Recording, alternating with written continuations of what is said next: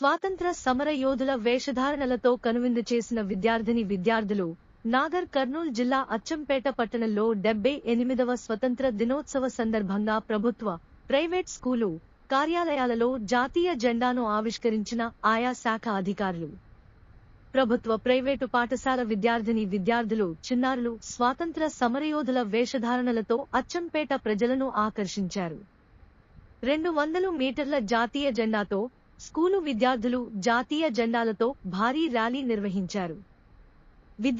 విద్యార్థులు ఆటపాటలతో, కోలాటాలతో కనువిందు చేశారు.